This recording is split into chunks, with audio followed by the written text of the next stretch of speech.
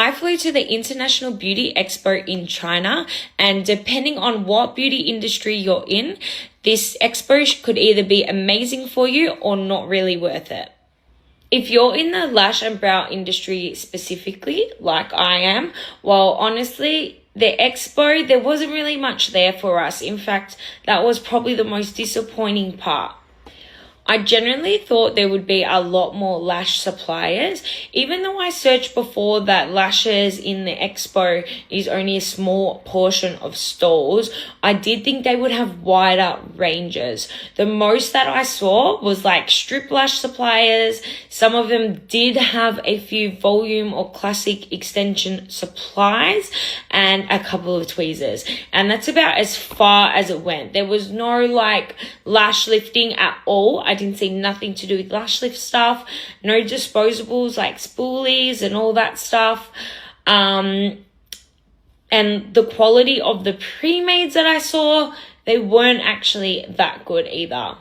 And as for brows, if you're just doing like lash lifting and brow lamination, there is pretty much nothing for you. There was no like tints or brow lamination products, literally nothing for the brows. If you're a nail tech, then I feel like around maybe 5%, 10% of the stalls were based on nails. So you could find some really cool stuff. They had like your drill bits, your drills, colors, cool colors as well. So that was good. If you're a nail tech, you would probably find something that you like, although it's still not a huge range. The beauty expo is huge, so I would say there was maybe like 20 stores within the expo that were dedicated to nail supplies. And if you're a skincare therapist, then honestly run there, because I think like 70% of the expo was all skincare, and there was so much skincare. Like, it was unbelievable. Half the stuff I didn't know what it was, and to be honest, there were that many skincare stalls, so I did not properly look at them all. But you know, skincare is massive in like Korea and China with their beauty products. They have really good ingredients in some of their stuff. So skincare was honestly going off. If I was a skin therapist, I would be running there next year.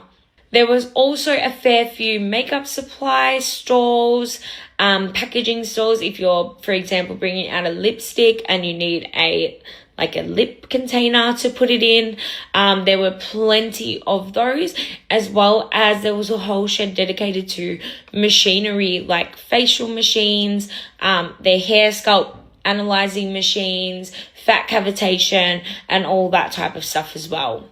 Overall though, despite there not being a huge amount for a lash and brow tech, I still really did enjoy the experience. It was super exciting and eye-opening to see technology, the products that are coming, the live calls experience. There was just so many things that were exciting to see. Even just the expo itself with all their stalls looked amazing.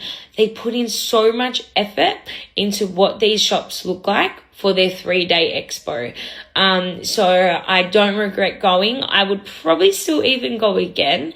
It was a really cool experience. And on top of that, I forgot to mention, it's actually free. So yeah, we did fly up there, but to actually visit the expo, you just have to register and then you can attend.